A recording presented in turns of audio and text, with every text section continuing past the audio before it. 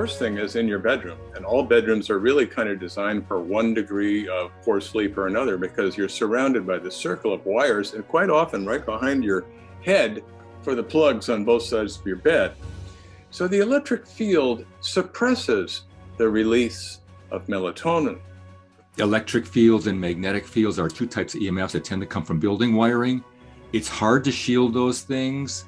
There's a certain amount with electricity that comes along with electricity of these two kinds of fields. So just shutting off the wires is like the best thing you can do. It's close to having no wires, not quite, but it's the simplest, most effective. Shielding is never as good as turning off the source.